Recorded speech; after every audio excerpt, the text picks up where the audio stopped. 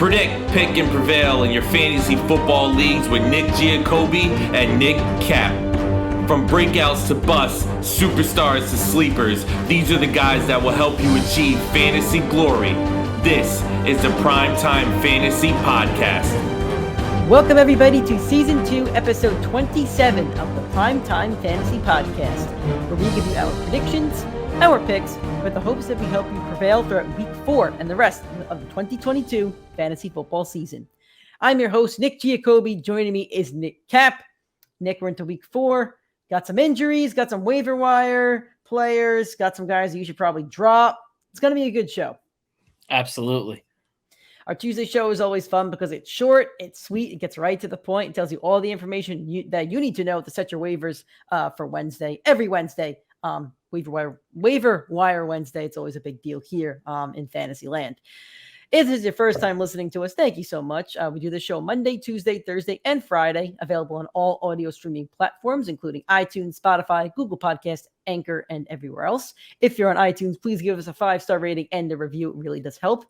If you'd rather watch the show instead of just listening to it, go to our YouTube channel, PrimeTime Fantasy Podcast, hit that subscribe button, drop a like on this video, on every other video we post. We'd appreciate all of that. We also do a fifth show every week. It's our live show, Sundays, 8:30 a.m. Eastern Time on our YouTube, Facebook, and Twitter. We answer all of your fantasy questions for about an hour. We went an hour and a half this week, an hour and a half week one. So if you keep asking questions, we'll keep answering them 8:30 on. There's actually 9:30 football this week. So join us at 8:30 and then go right into 9:30 football. With that said, scheduling note. I live in Florida. Florida is in the midst of a hurricane or something. I don't exactly know what it's going to be later on in the week. You're listening to the show on Tuesday. I'm currently still above water.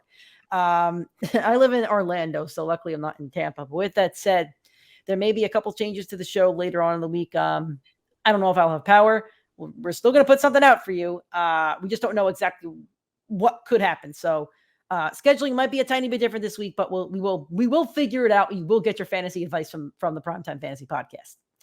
If you want to interact with us on social media, and please do, Twitter, TikTok, and Instagram is PrimeTimeFFPod. Facebook and YouTube is PrimeTime Fantasy Podcast.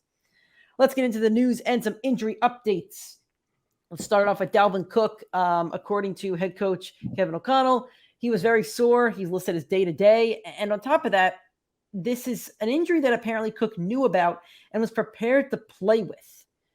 It's like a torn something. I forget exactly what it was. I had it on yesterday's notes.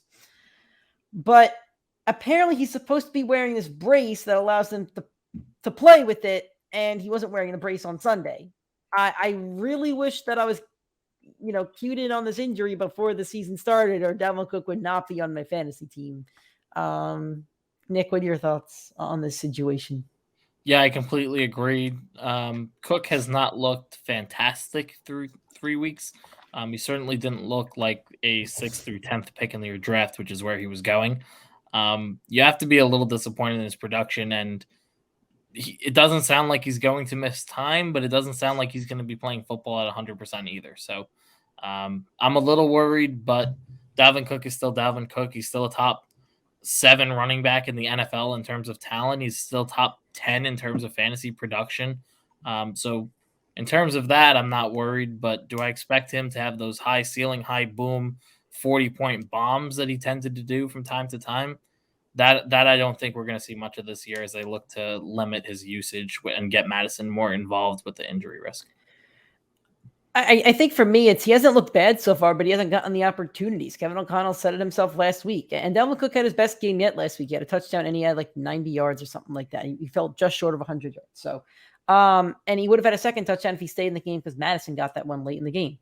So I just want to see where this goes, but I do feel a little bit blindsided, and I really wish I knew about this injury like a month ago. Another injured running back, DeAndre Swift, has a shoulder injury.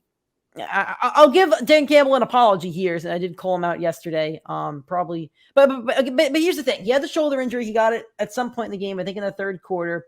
It's not going to require surgery, but it does sound like he's going to miss time. Dan Campbell alluded on Monday's press conference saying that he could end up missing the next 2 weeks and go into the bye week to get healthy. That's fine. I still don't know why Swift was in the game, especially late in the game blocking. Like, I'm pretty sure I saw him blocking late in the game. Yeah. So do I like that they used Jamal Williams? No. If Swift was injured, just pull him entirely. Don't have him block if he's got a shoulder injury. That doesn't make a lot of sense to me, Dan Campbell. So you're still a little bit on my hot seat. With that said, I'm a DeAndre Swift owner in 2 leagues. I own 0 shares of Jamal Williams. I kind of want him to sit these 2 weeks. I kind of want him to get super duper healthy. I kind of want to see what DeAndre Swift is like back at 100% in 3 weeks' time. It'll suck the next 2 weeks. It will. It means you got to go pick somebody up off your waiver wire. You got to play a backup. It's going to suck if you're a DeAndre Swift owner like myself. But with that said, it's not season ending. He's not getting surgery. If they decide to rest him, I think that's the smart decision. My only hope is that Jamal Williams doesn't assume the running back 1 role the rest of the season, which I don't think he will because they do love DeAndre Swift over there. But what are your thoughts about this? So I wanted to look at the next 2 games. So next week they have Seattle, which would have been a slam dunk matchup. Yeah, who would have been great. Following week, he would have had he could potentially have the New England Patriots. Weren't great against the running back, but they tend to take away your best option, which I think is Amon-Ra on that team. So not a slam dunk, but would have been another nice game. And then they go into the bye week, and they come out facing Dallas. So if I had to guess based off what Dan Campbell is saying, you're probably not going to see DeAndre Swift in your line until October 23rd. That's not fun for someone that Nick and I were very, very high on going into the year. But you know what? You know what's crazy? I actually drafted Swift this year, and every single thing that I knocked Swift for on this podcast last year is happening now that I drafted him. I said he was injury prone, and he did get hurt a little bit last year. I think he missed 2 or 3 weeks. And I also stated that Jamal Williams would eat into his carries, and I drafted Jamal Williams in a couple leagues last year. So we'll see what happens. Jamal Williams will be talked about in the next 5 minutes for sure. Mac Jones may not be super duper fantasy relevant, but this injury will be talked about. Ankle injury. It's a severe high ankle sprain. It may need surgery. Really don't think he's playing this week against the Packers. I don't know who the backup quarterback is. There's the Patriots depth chart. I'm just going to look this up real quick because I do like backup quarterbacks. I'm curious as to which bonehead they have. Brian Hoyer. Yes, that's a good one. That's a good backup. I like Brian Hoyer. That's a good one. I don't really change my opinion on a lot of the Patriots skill position players. Jacoby Myers to me is still the only playable one. Maybe Damian Harris if you really need a running back. Like if you don't have DeAndre Swift and you need a running back, but I'm not itching to play any Pats or skill position players with or without Mac Jones. Yeah, I'm in complete agreement with you. I wasn't playing any Patriots anyway, and there's no way that Brian Hoyer will be an upgrade over Mac Jones, so I'm still fading them just as much. Okay. Joe Mixon tweaked his ankle in Sunday's game, but Zach Taylor said he should be playing Thursday. He just wanted to note that. Nothing to really talk about. Tua Tagovailoa does not have concussion, apparently. I'm shocked about that one. Apparently, it's not a concussion. He's got an ankle injury. I don't know about that. He was sore on Monday, and I believe it was head coach Mike McDaniel said that if they did practice today, he would not have practiced. We're unsure if he's going to play on Thursday night. Our next show is going to be Thursday morning, assuming the hurricane doesn't sweep me away. So hopefully we'll have an update for you on Thursday morning for your Thursday Night Football plays. Those are all the injuries that we got right now. And David Montgomery is day to day. That's all we got on David Montgomery so far. Moving on to the waiver wire. Got some guys you want to talk about, some guys you may want to pick up, and try to help you out with your injury situations and bye weeks that will come and stuff like that. First off, Jamal Williams, 44.3% owned in leagues. That means there's a chance he's available in your leagues if you're in a 10-man or a 6-man bench or something like that. So, Nick, Jamal Williams, is he, your number one waiver target this week? He's right up there. I mean, like we said, DeAndre Swift looks like he's going to miss one. At least, I would assume he at least misses this next slam dunk game against the Seattle Seahawks rush defense. So, to me, Jamal Williams, he'll be on my boom team. He will be. That's a boom. Jamal Williams, if you are lucky enough to grab him, he is absolutely a must start.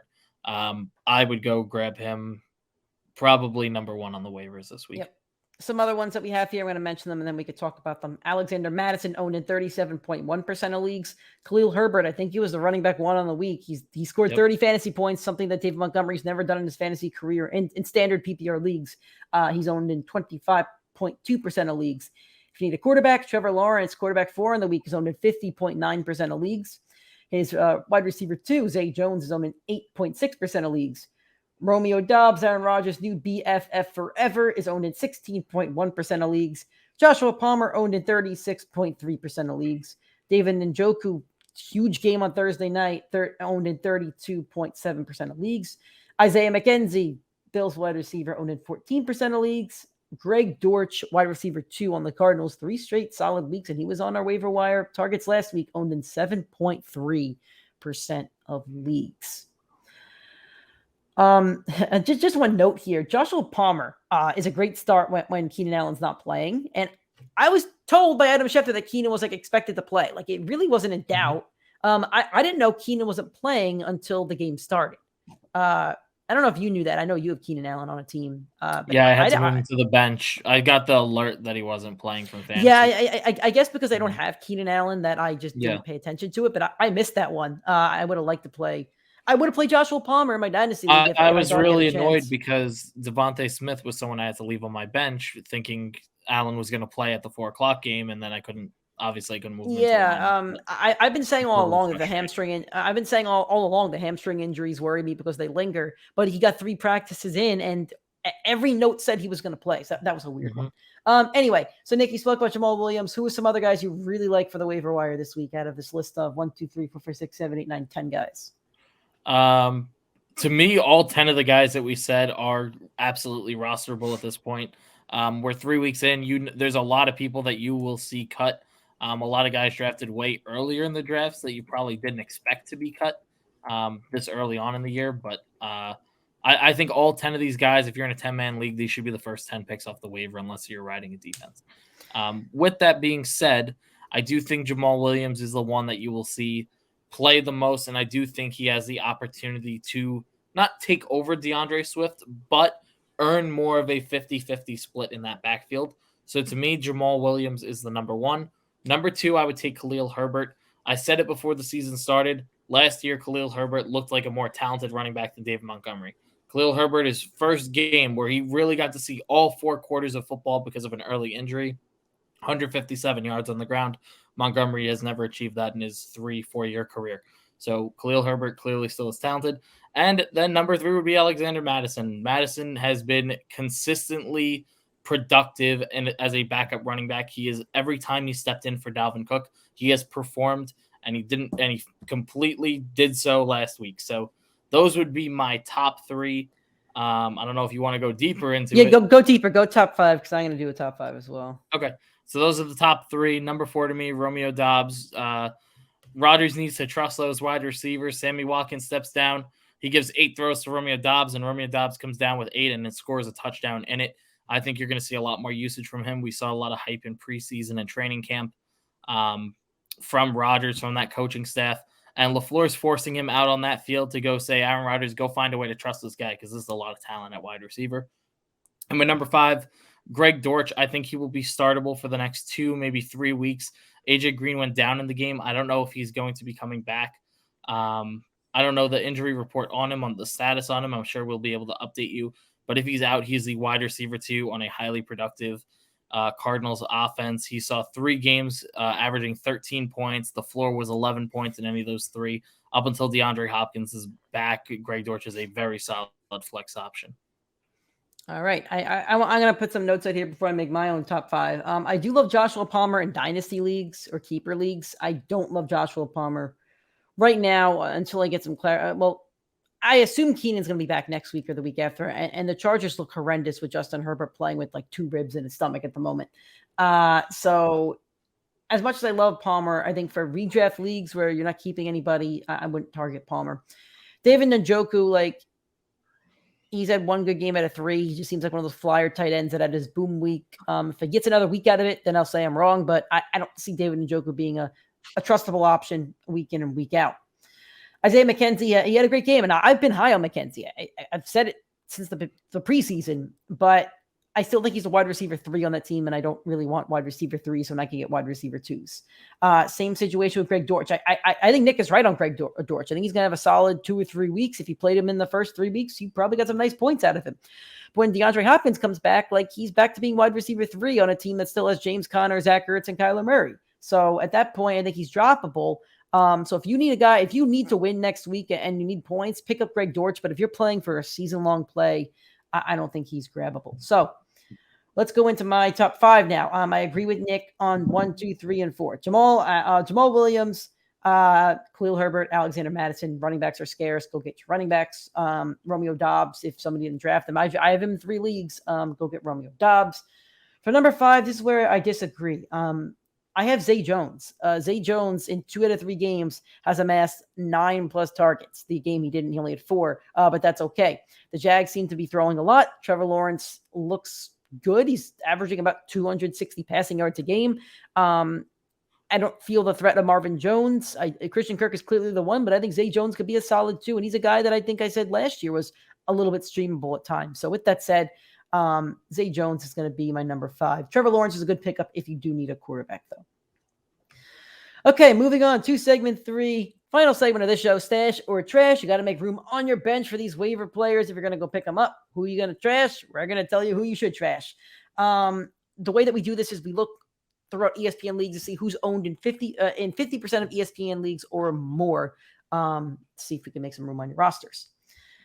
Starting off with Darnell Mooney. 3 horrendous games. I think he has like a total of like 16 points on the season. Is he a trash at this point, Nick? He has 11 targets. Jalen Hurts, you thought you might get some more passing in another game where it's against the Texans, should have good passing volume. 17 passing attempts, same amount as it did in the monsoon. Coaching staff still doesn't trust him.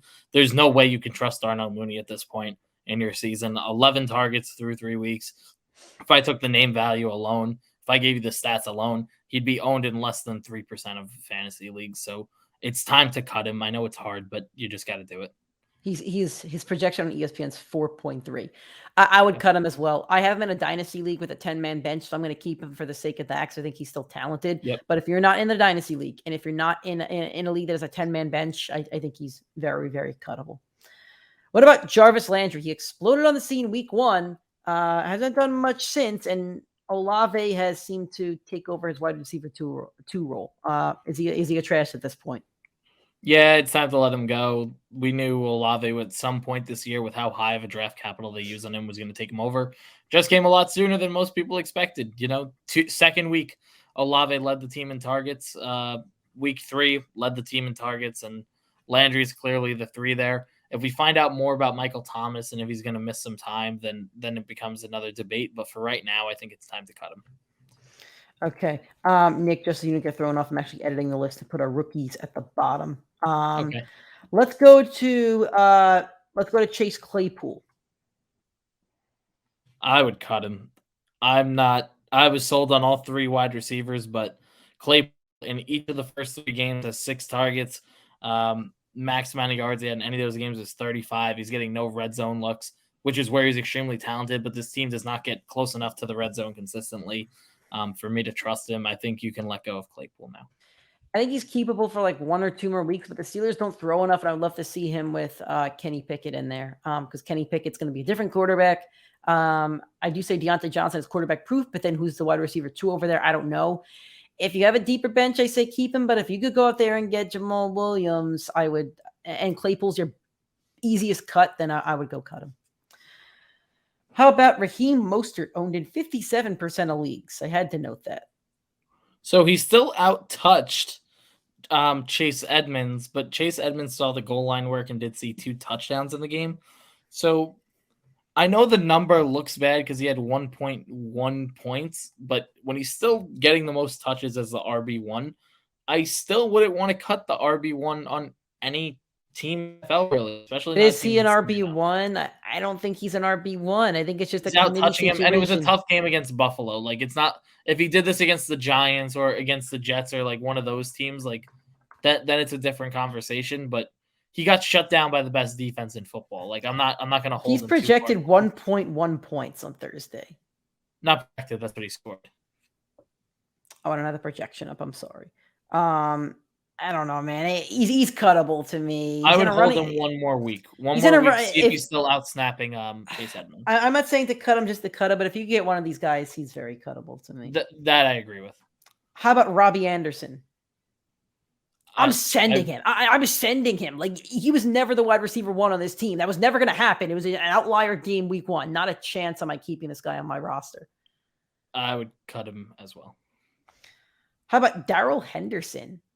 This is a fun one because week 1 he looked solid. Last week, he found the touchdown, which kind of saved his week. And now this week, Cam Akers is taking 75% of the rushing attempts.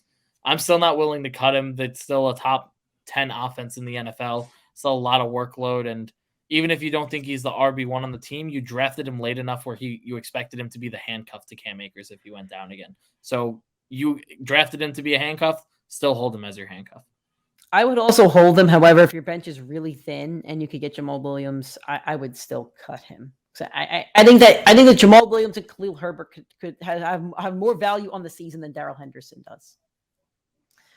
Christian Watson on the Packers. I don't even think he should be rostered. I don't know what his number is, but no. He was hurt this past week.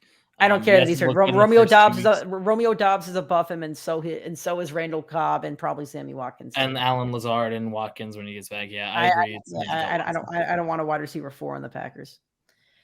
This is an interesting one. DJ Moore, like Nick says, you take the name away. Oh, thank you for shaking, Russ. I'm sure that came up on the audio. DJ Moore, he has looked bad. Like, this bad. This is why I don't draft DJ Moore. But is he cuttable? No. You drafted him in your top 5 rounds. I don't think he's cuttable. He's still the wide receiver 1 on that team. So here's what he has coming up. I'm not talking playing. I'm talking cuttable. You're sending him to the waiver wire. Here's what he has coming up. Arizona next week, which is a very susceptible secondary. Then he goes San Francisco, Rams, Tampa Bay. The Rams stink at defending the pass. Atlanta, who has J.C. Jackson back there, who's been very good. Atlanta. I forget who it is. I don't care who the top corner is. They're allowing 2 receivers to score double-digit fantasy points every week.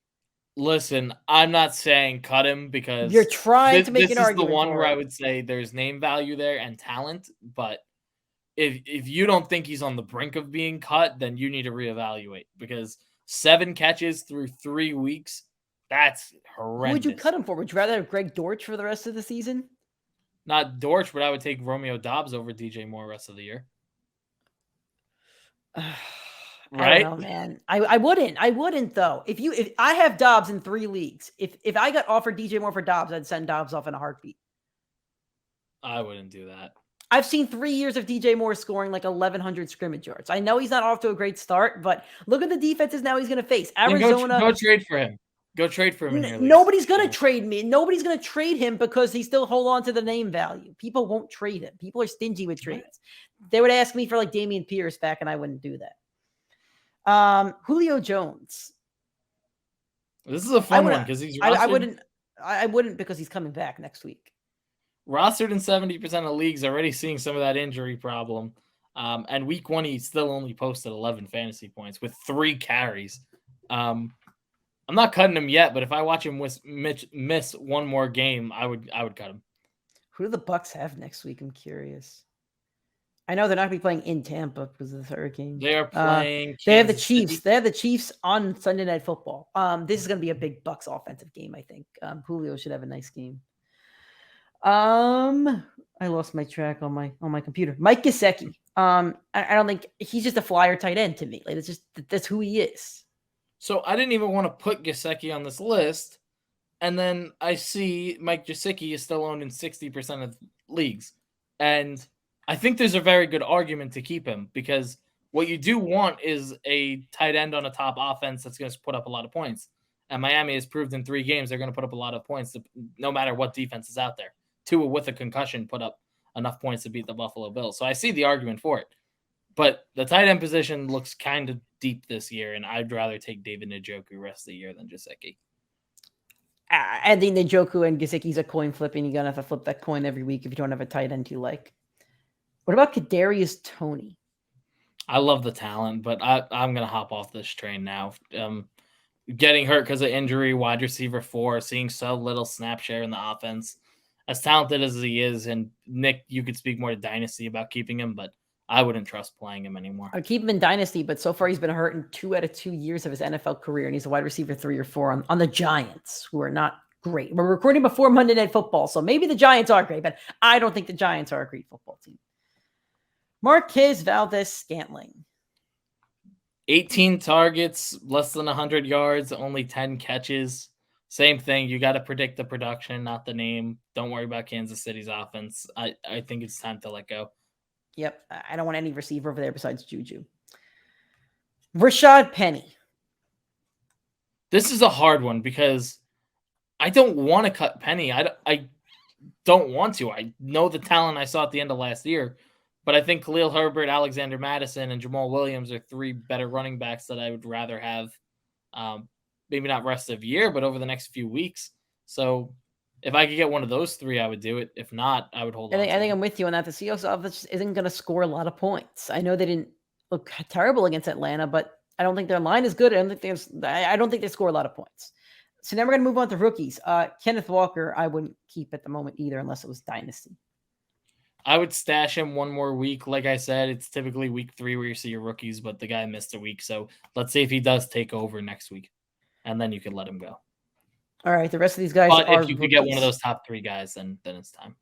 The rest of these guys are rookies. Treylon Burks. I'd be willing to let go. That Titans team is not going to pass the ball enough. I would hold him for 1 or 2 more weeks unless you can get one of these other guys. Jahan Dotson. I'd hold him. It's a one-off against, in my opinion, a top 3 team in football. Yeah, I would hold him too. George Pickens. This is I think the biggest debate that I would have, because that one catch is going to be the reason a lot of people hold on to him, and the talent is obviously there. I mean, he was open so much during that game. If you watched that Thursday night game, you saw Pickens wide open, pretty much slamming his helmet on the floor, asking for the ball. But I'm not willing to cut him because I think Kenny Pickett takes over within the next few weeks. So I want to see what he looks like with Pickett before I'm willing to let go of that big of a talent. That's exactly where I'm at. I need to see what he's like with Pickett. Lastly, James Cook. Devin Singletary had like almost 100 yards receiving. Like, I don't want a Bills running back. Not named Singletary on my team. I would cut him as well. All right. Hopefully we helped you guys out with your waiver wire, telling you some guys you could cut and some guys that you could add, and hopefully you get the waivers that you want. Remember to set your waivers tonight. If you're listening to this on Tuesday, you got to set them before like 3 a.m. or something like that in most leagues. So hopefully you get the waiver players that you like. If you did enjoy this episode, if you're listening on Apple, please give us a 5-star rating and a review. If you're on Spotify, please give us, I think they do ratings on Spotify as well. If you're watching on YouTube, please hit the subscribe button, drop a like, drop a positive comment. We'd appreciate all of that as well. If you want to keep listening to the Primetime Fantasy Podcast, we go throughout week 4. The next time you'll hopefully hear from us will be Thursday, depending on my weather situation. We'll have a Thursday Night Football preview and injury updates. Friday, super mega show for week 4, our boom and bust teams. And then Sunday, our live show on YouTube, Twitter, and Facebook at 8:30 a.m. Eastern Time, getting ready for week 4. Keep connecting with us on our social medias, Twitter and Instagram, PrimeTimeFFPod, Facebook, YouTube, Primetime Fantasy Podcast. Best of luck with your waiver wire. Don't forget to set them. We'll talk to you guys on Thursday.